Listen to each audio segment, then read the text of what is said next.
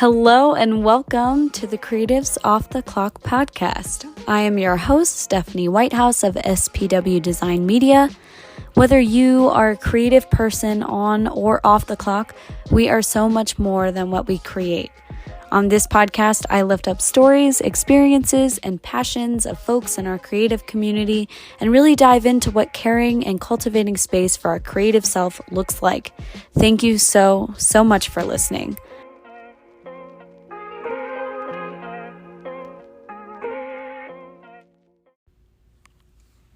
Hello, everyone. Welcome to the first official, I would say, episode of the Creatives Off the Clock podcast featuring another guest.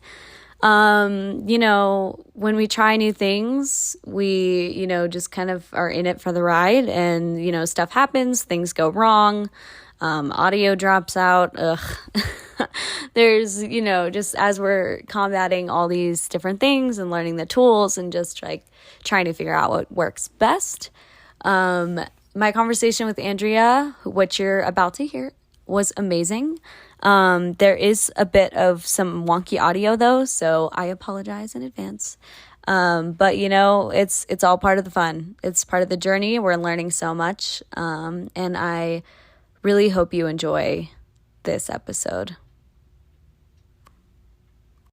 Well, I just want to give the utmostest and warmest welcome to one of my closest, dearest friends, Andrea. Thank you so much for joining. Artistic venture, something that is still quite in development, but I appreciate you being here so much. Hi, thanks for having me. Okay, so I think we should give some context for just our friendship and our relationship going into this conversation. So I met you in elementary school, I believe, and Are you sure? Fourth I don't grade? know. I know we became friends in 6th grade. Okay, officially.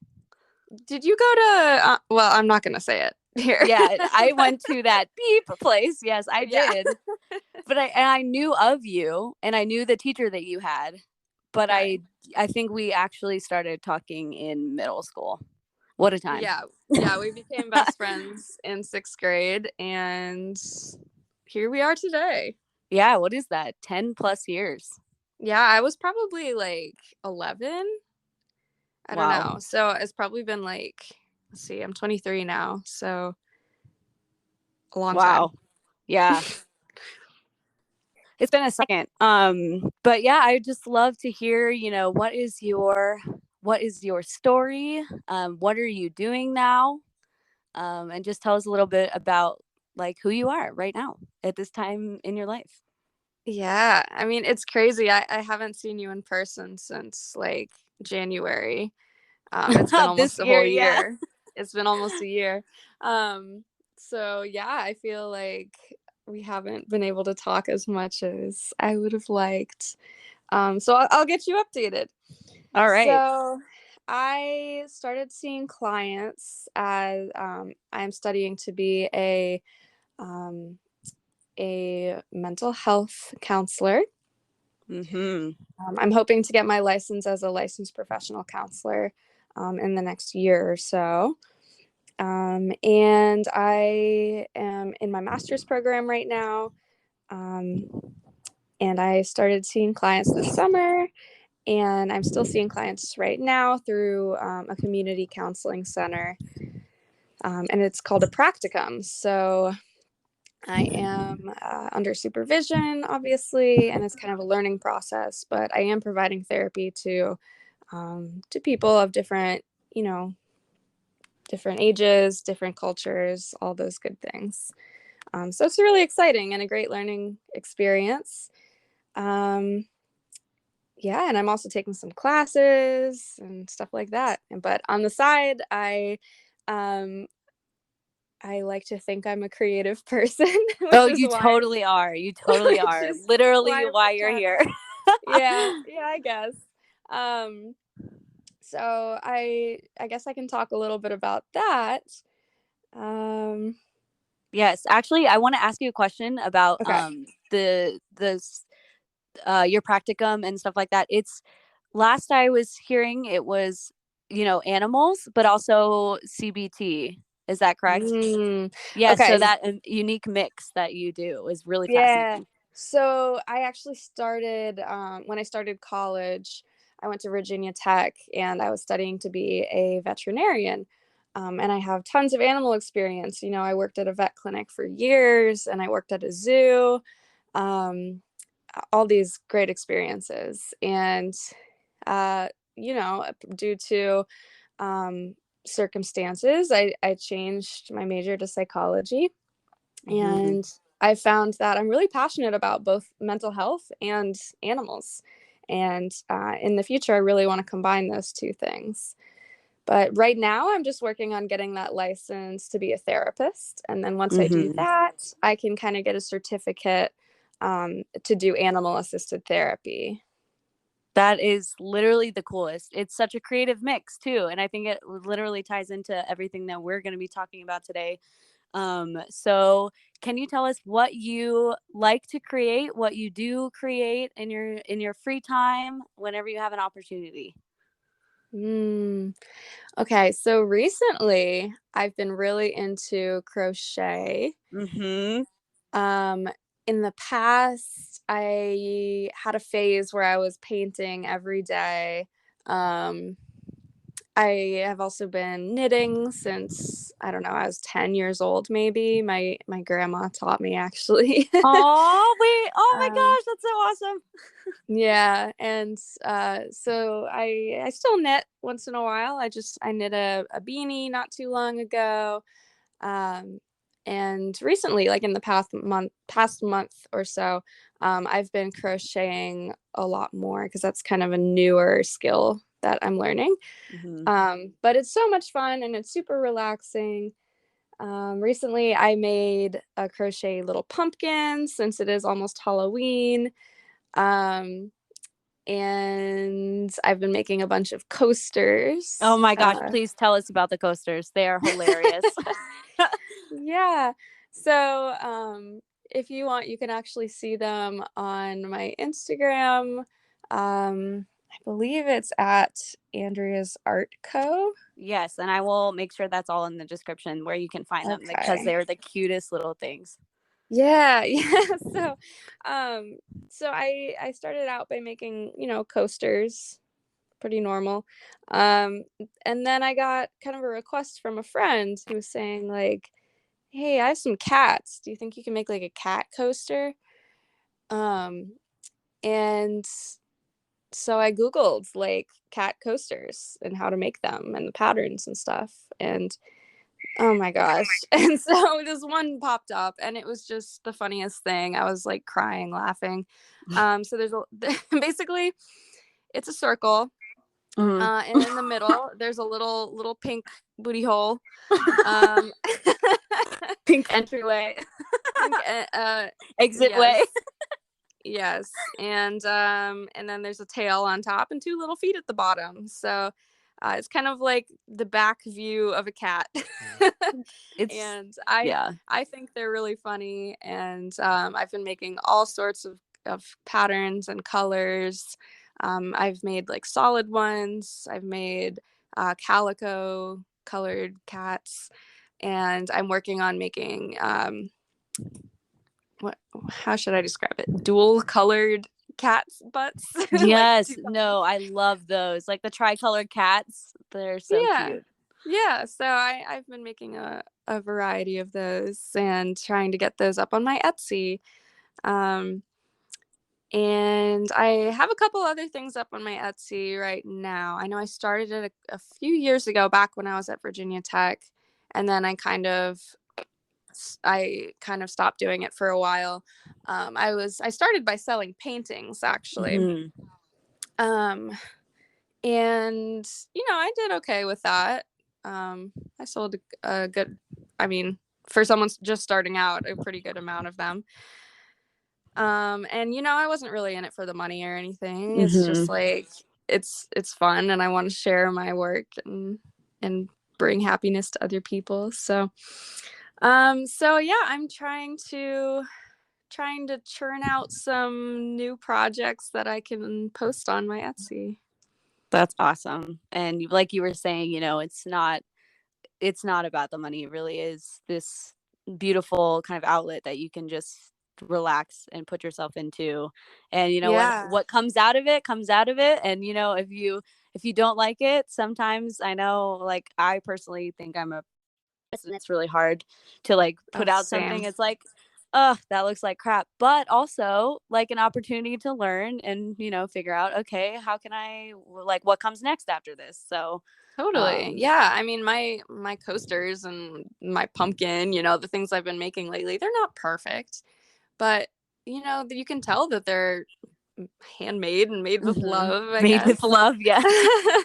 Like sometimes you'll still see a little piece of yarn maybe sticking out where it shouldn't be, but I mean, overall, it's, you know, it's learning, and it's ultimately for me to relax and have fun and just enjoy what I'm doing. So, um if I can spread that with other people, that's great. That's my goal.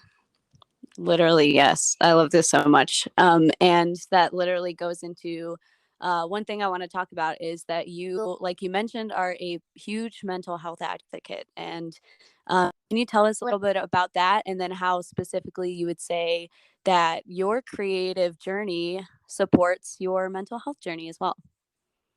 Sure. Um, so yeah, mental health is extremely important to me. It's obviously I'm studying clinical mental health counseling. Um, and it's, you know, it's also been something very present in like my personal life and in my professional life. Um, so it's just it's kind of everything I do is about mental health, whether it's helping support others with their mental health or taking Mm-hmm. care of my own mental health. um, you know, that's kind of the basis for everything I do.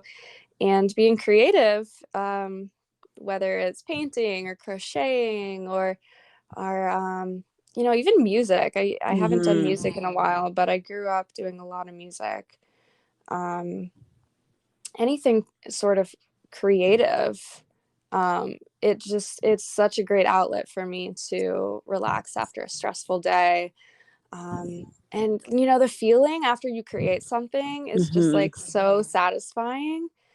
um, and I don't know, it kind of gives me something to look forward to each day. Absolutely. And going off of that, how do you try to intentionally incorporate it into your day and protecting that time? Hmm. Yeah, I mean, it can be a challenge for sure. I'm definitely not perfect at doing it. And you know, there have been periods of time where I'm able to create something every day, and that's kind of the Mm-hmm. goal for me. But it's not always possible, you know, life happens. Um, but in general, I like to kind of set a limit for myself, like after, I don't know, 7 or 8 p.m. for me. Mm-hmm. I put away all things work, school, and just focus on me time. So you know, I also really love playing video games. Mm-hmm. And that can be creative as well. I mean, So some yes. some people might laugh at me, but like I love Minecraft and Mm-hmm. Animal Crossing and all those games where you can like create a town Mm-hmm. or like build buildings. You know, that's a creative outlet as well, and it's really fun.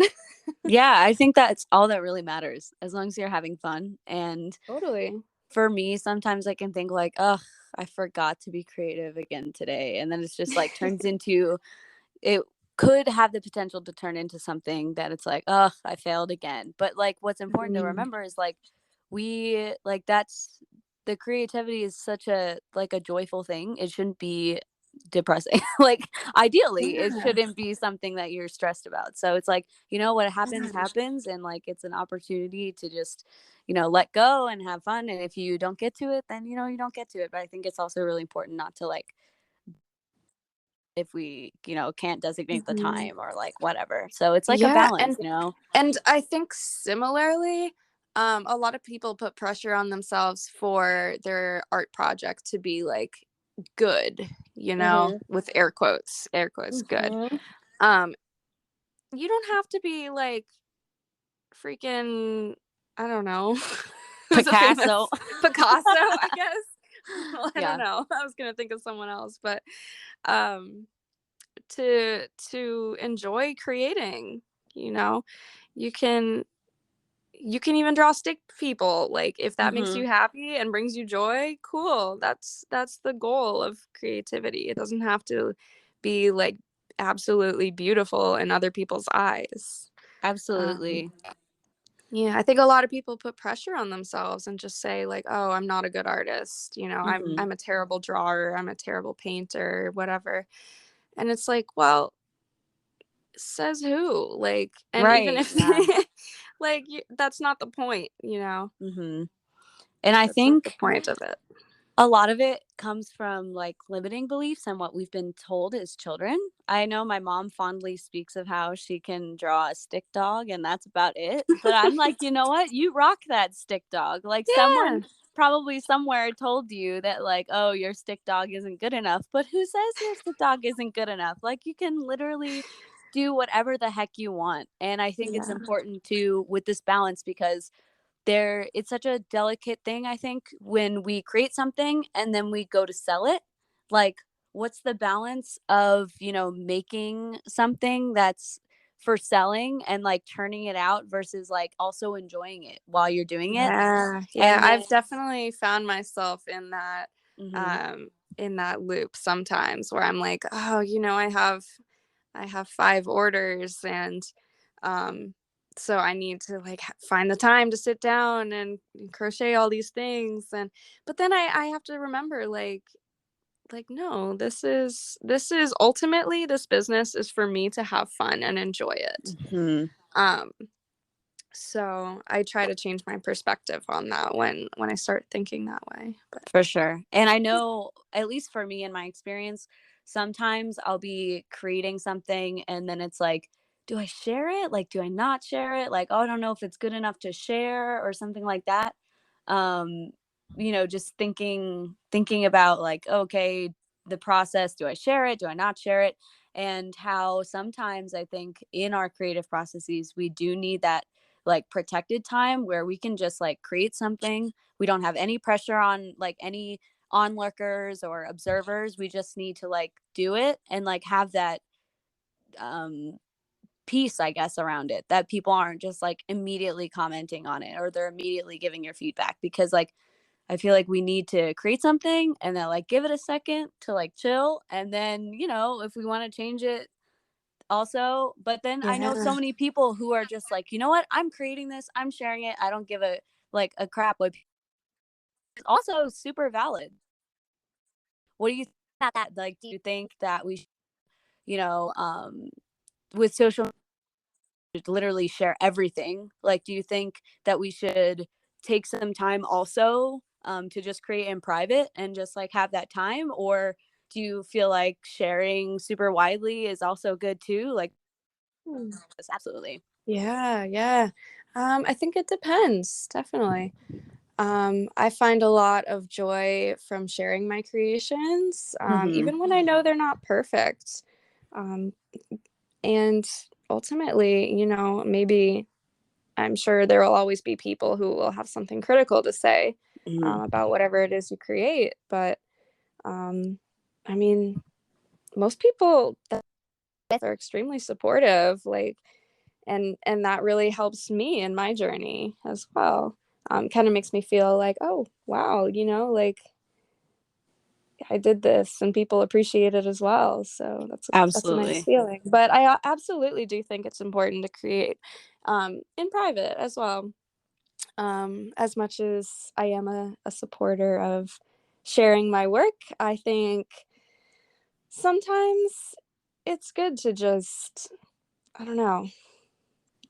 I don't know Yeah. how to explain Like, it. not have everybody look at you all the time or like what you're Yeah, like doing all the time. the pressure to make things that other people want to see, just make what you Yeah, want to see. And if other people like it, cool. that's so true. That's so true. You know, Um, I wouldn't be a good therapist if I didn't talk about art therapy a little bit. yes, tell me about art therapy. Literally a marriage of, I think, two of your favorite things. Yeah, so I am not an art therapist, but I do like to incorporate some creative interventions into my treatment. Um, but I do have some close friends who are, or one in particular who is studying to be an art therapist. Um, I don't know, maybe you'd be interested in talking to her in the Yeah, that would future. be, what a Um, beautiful intersection. Yeah, that could be yeah, yeah. cool. But so I've done a little bit of learning about art therapy, and I find it really fascinating. You know, I've sat in on a couple groups where they do like art therapy um, group settings, and it's really great. Everyone gets to show each other what they created, non-judgmentally, in like a safe place.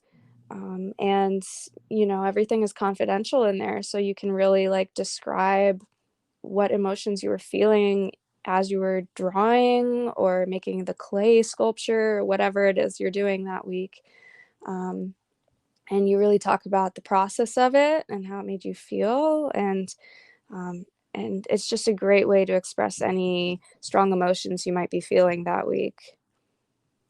That is awesome because I do think we, absorb so much every day, whether that's online or in person, like the work that we do, especially for folks who are working, in social work or any field that's very heavy with people one on one. So I think it's really important to be able to release so much of that, and doing that Mhm. through, art therapy sounds like such a great opportunity.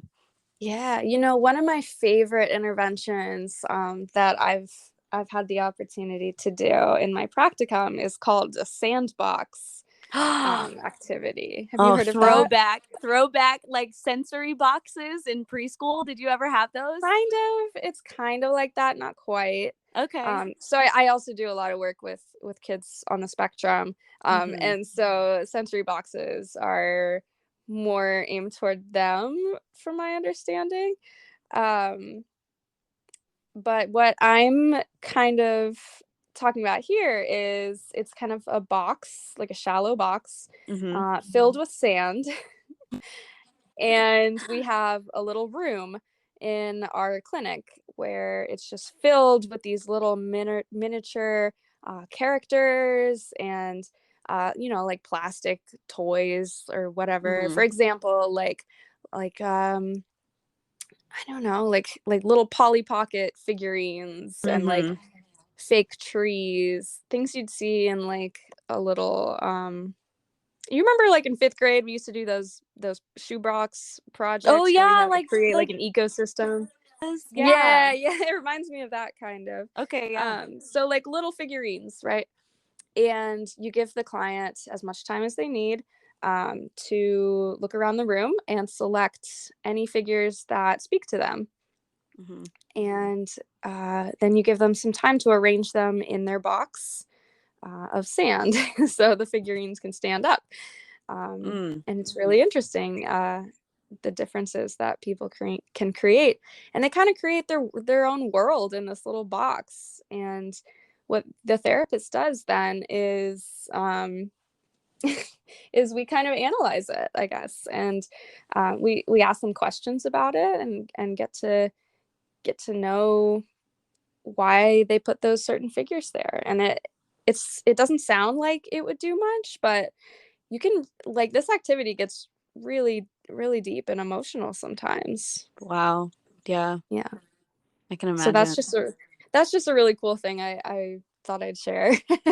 That is really cool. I know I've seen like miniature kind of sandboxes. I forget. I guess are they like Zen gardens? They're like small little boxes of sand that you can like Kind of. drag like a rake through and like put pebbles in there. Like, um kind of, yeah, not yeah, I quite, but just yeah, for sure. Definitely yeah. on a smaller smaller scale. Like this is something that someone would probably have for like for decoration in their office, but that sounds like it's very a tactile experience for these It kids. is. It's a super creative way of, you know, a lot of people are able to express their emotions, you know, what they're feeling. For example, um, one time when I was doing this with a peer, um, they found like, those little plastic army figurine things. Yep. Yeah, so they kind of had like them in the center,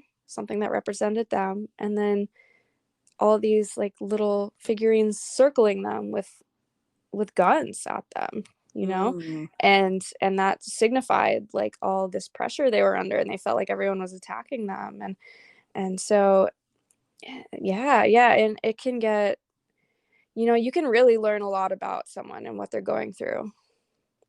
Absolutely.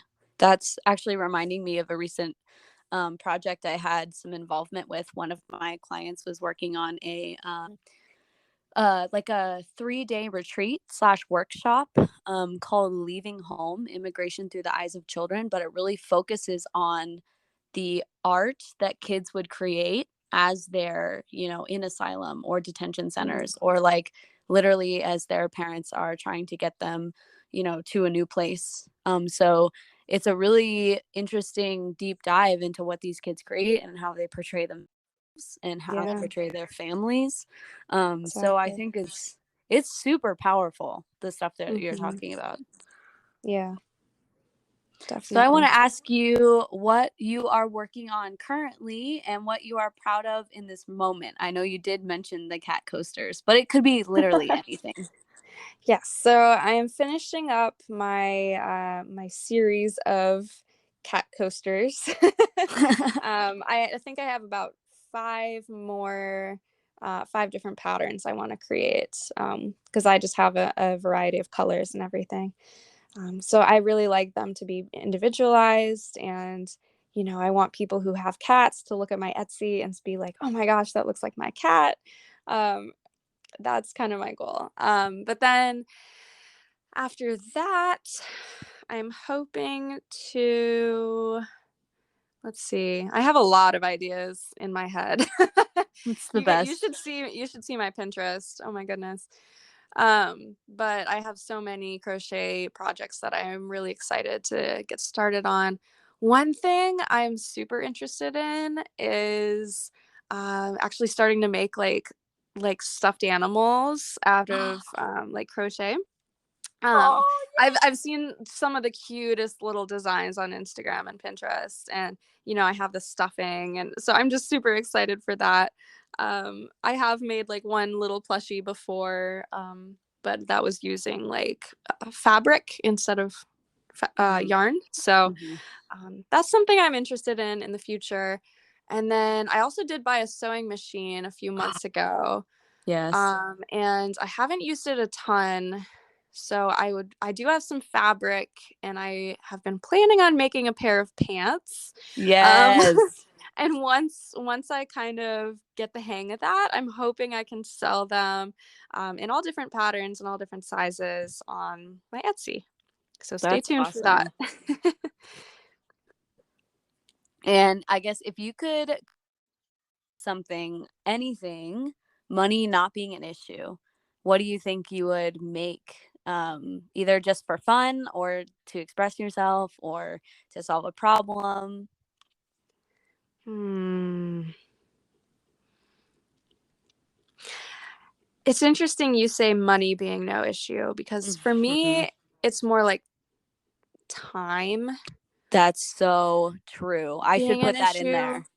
because because obviously I want to recognize that I'm privileged enough that Mhm. money isn't a huge issue for me right now. But in general, yarn isn't that expensive. Mhm. Um, I actually try to find a lot of my yarn at thrift stores. Sometimes you can find them for like less than $1, and it'll be this huge skein of yarn. Mhm. You can also find like knitting needles, crochet hooks, lots of different creative things at thrift stores. And you know me, I love thrifting. It's like my Yes, yes. favorite hobby other than crafty things. We might have to I do a whole episode dedicating to thrifting and how creative of a Yes. practice that is, and it's coming back like super hard. Ooh, I would love to chat about that. Yeah, so So if money is in it, like a barrier to your creativity, I would really recommend checking out some of those places. But yeah, time is kind of the biggest barrier for me right now in terms of creating things, because I am a full-time student and I also work 2 jobs. Um, so Yeah. so it's really hard to find time to create things. But even if it's just like 30 minutes, or maybe Mm-hmm. even less than that, like 15 minutes, you can do like a collage or something. That's another thing I love doing, is Mm-hmm. finding like cool paper or pictures from magazines and stuff and making collages. um yeah, I just try to take 15 minutes out of your day to do something creative. um okay, back to the question. What would you if this wasn't an issue, what would I create? Yeah. Oh my goodness. You know what? It's crazy, but I've still never knitted a sweater. All right. Like I've done so many knitting projects. Like I've spent so many hours knitting, like mostly hats, scarves, and socks.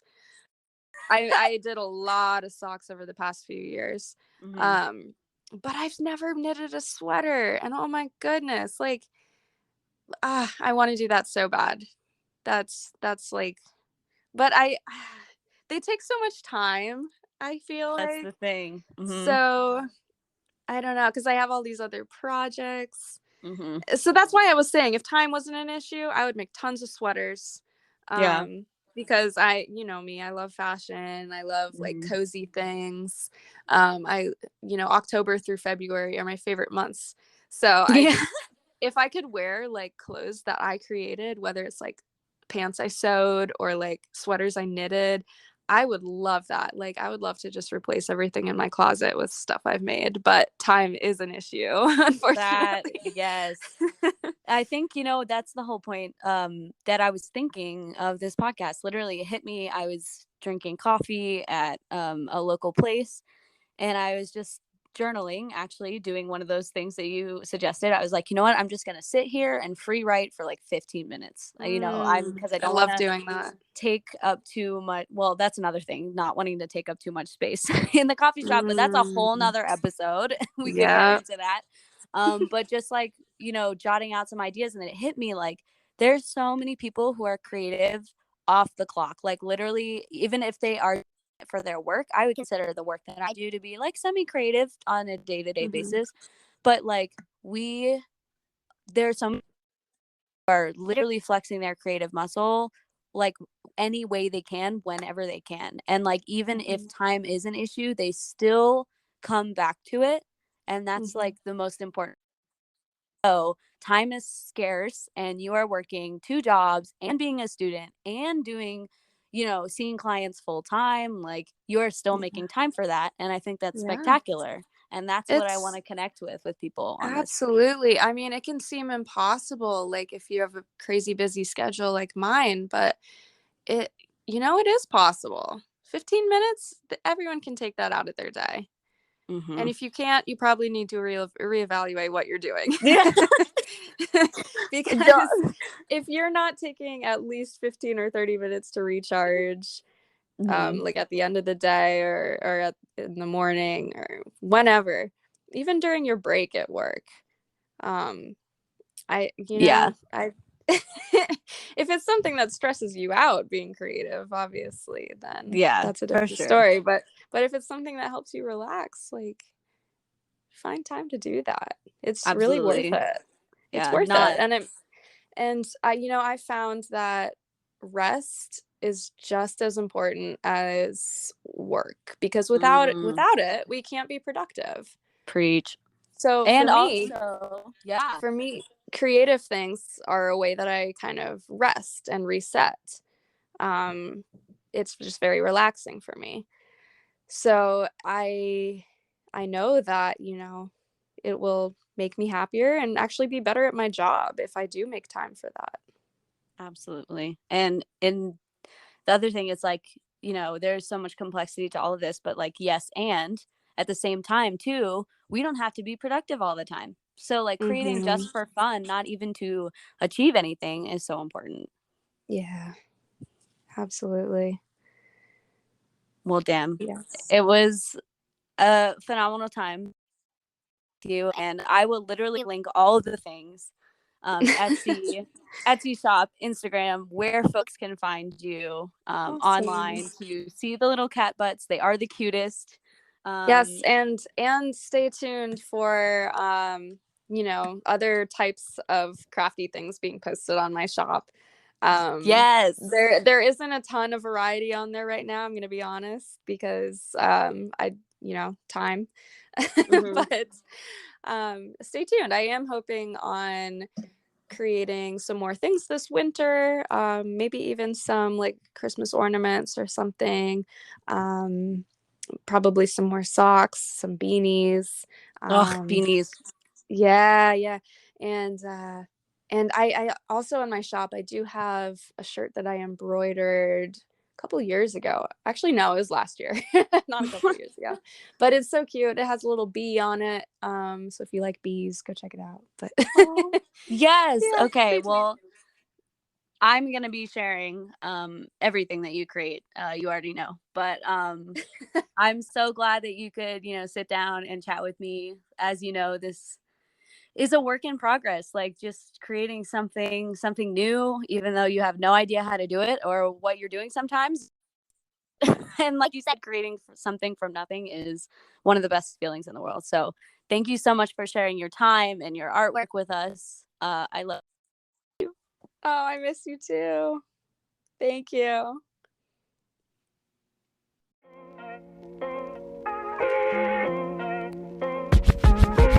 Thank you so much for listening to this episode of the Creatives Off the Clock podcast.